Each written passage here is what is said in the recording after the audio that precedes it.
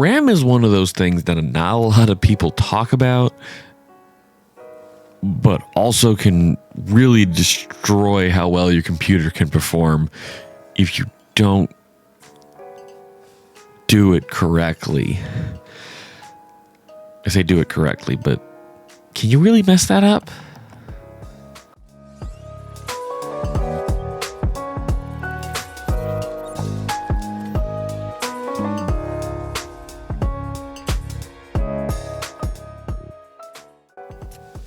Before I go on and explain that whole mess of a introduction, don't forget to like the video if you like the video and subscribe to the channel.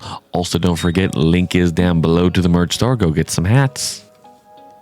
We're going to talk about RAM. RAM is random access memory. It's a little stick in your computer that I'm assuming most of you people that are watching this video, and sometimes me included, don't really understand what it's doing, but know that if you don't have it and you don't have enough sometimes, your computer runs like a soggy potato.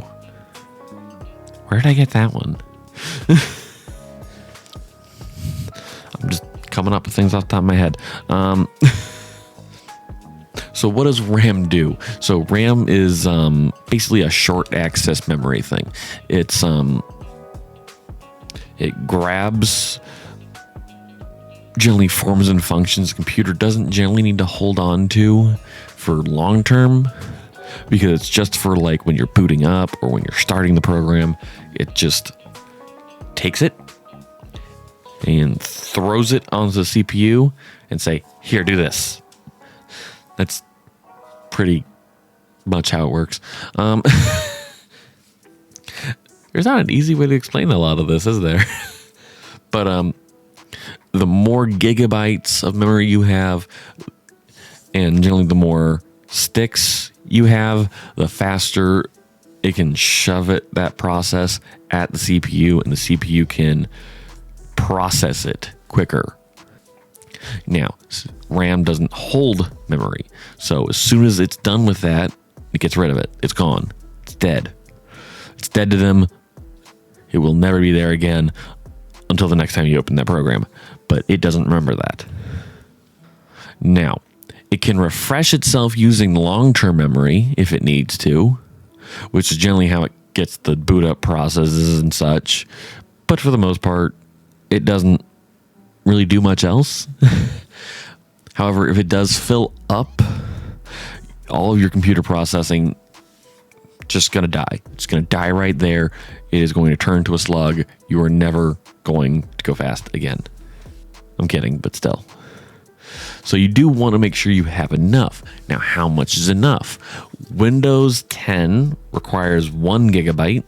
Windows 11 requires 4. The general recommendation for RAM by most YouTubers, tech enthusiasts, and such is 16 gigabytes. So you can run smoothly any processes of Windows and other programs, as well as do some gaming.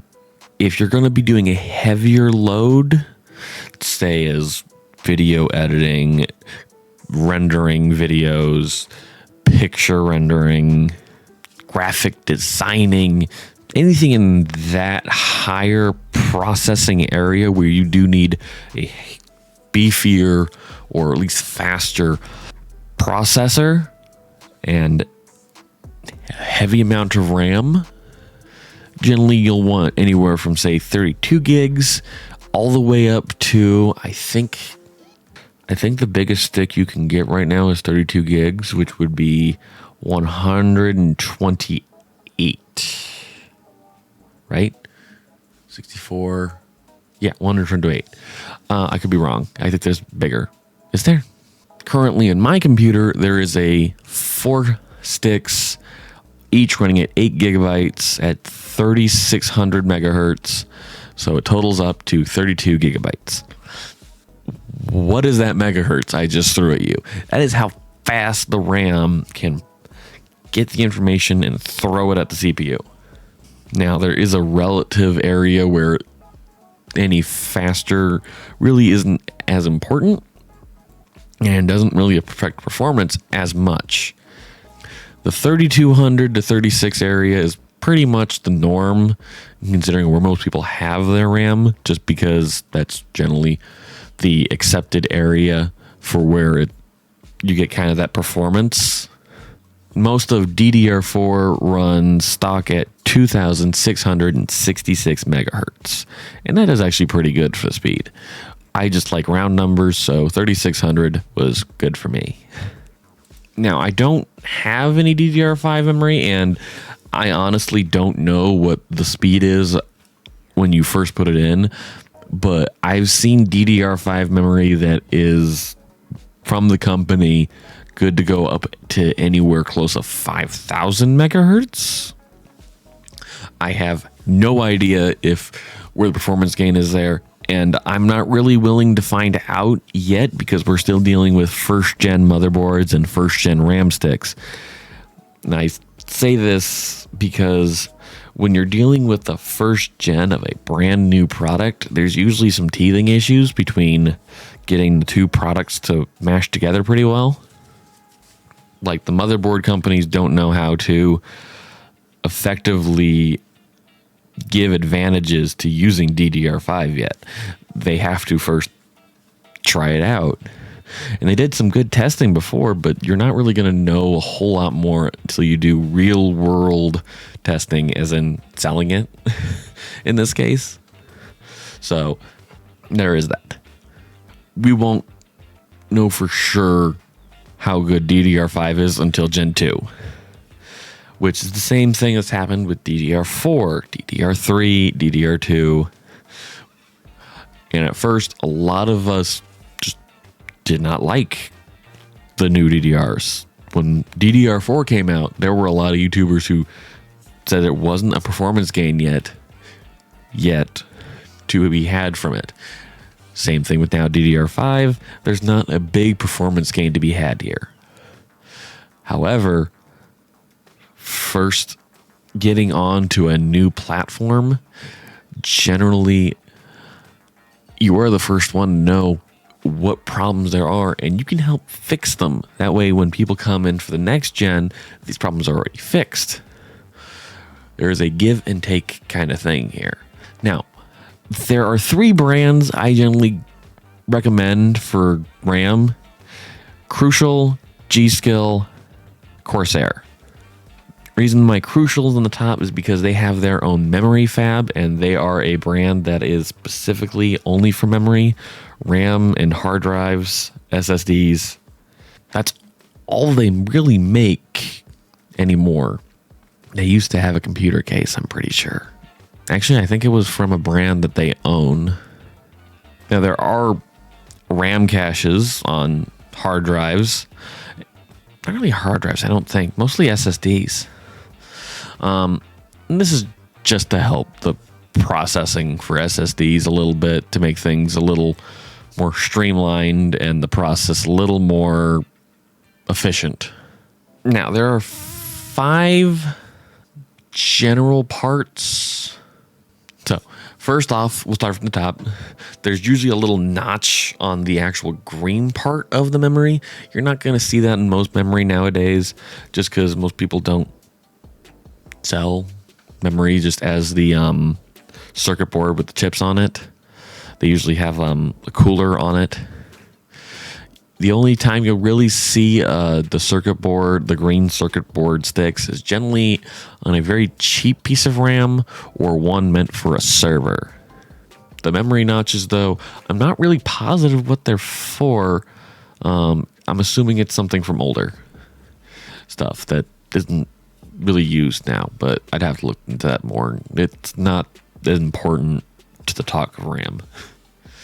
Then as the actual memory chips, these are the little black boxes on there. That's where the process is, where the memory is going. The circuit board is what is like the nervous system in this case. It's going to send it out and send it to those chips.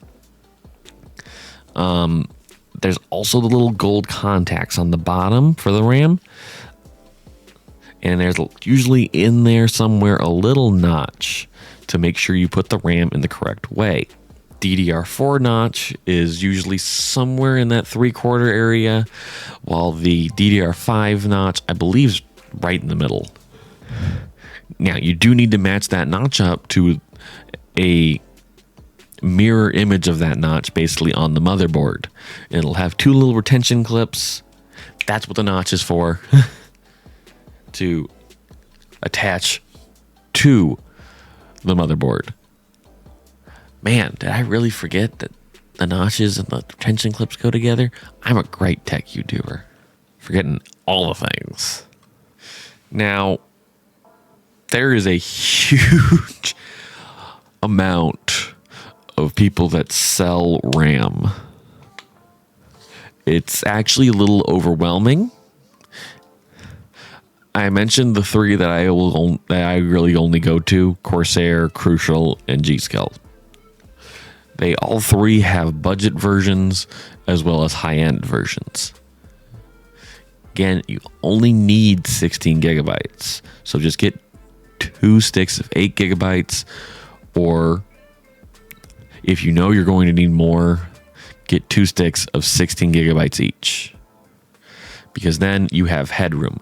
Why do I say you should get 2? You want to be running in that dual channel mode for your motherboard. This is where you have 2 sticks running in group. That way they work together and help cut down on processing time for your CPU. I generally recommend to not go near brands that aren't too big. So there are some lower brands that I know that are at least somewhat trustworthy. I don't know them well enough, and I haven't seen entire breakdowns of their chips. Team Group is one, Patriot's another, PNY, Kingston Fury. Kingston's pretty good too. Those are Kingston is the brand that makes HyperX. They're currently working on their rebranding of HyperX to make it all just Kingston. Now, most RAM, like I said earlier, has a cooling apparatus on the chips, on the actual RAM itself, the RAM stick itself. This is just to help performance. Simple as that. It helps just dissipate the heat. In a computer, it makes it even better because now there's air circulating, it hits that RAM stick, and it makes it significantly cooler. Now, there has been a noticeable interest in how much heat DDR5 memory pushes out. And this has gotten a lot of YouTubers wondering if it is a feasible option now to use those very stupid looking RAM water cooling parts or radiators. This is just, I saw them come out. I thought they were ridiculous a couple years ago. And now that they might have a use, I'm somewhat excited, because they didn't really do a performance gain for DDR4, but now we're going anywhere from like 5,000 to almost 7,000 megahertz for some RAM on DDR5. It's going to need cooled. That apparatus is not going to cool that much. Now, there is also a thing where there is RAM for your desktop and there's RAM for your motherboard. They aren't cross-compatible just because of a size difference and a thinness difference, I'm pretty sure. Because I'm pretty sure the memory for the laptop is considerably thinner than the ones for the desktop. So do keep that in mind. You also want to make sure that your RAM is the exact same, just because there could be an issue with the, well, Windows, because Windows doesn't like that as much.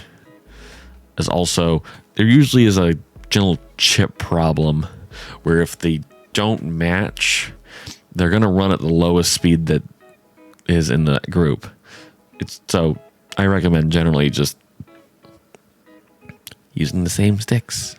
Or if you want better or faster memory, get a whole new kit. It's why when I buy a laptop in the next couple of years here, I'm going to be very picky. I'm going to need to know what memory's in there. I'm going to want to know if I'm going to need to really do anything to it. Which, when I get around to buying a laptop, trust me, there'll be a video about it, because we all know buying a laptop and finding one that is both affordable and amazing to game on is generally hard. So you will not want to miss that. You will want to be subscribed. But guys, thank you guys again for tuning in. Don't forget to like the video if you liked the video, and subscribe to the channel. Also, don't forget, link is down below to the merch store. Go get some shirts, go get hats. They just came out with the feature that I can now print on both back and front on the same shirt instead of having to choose.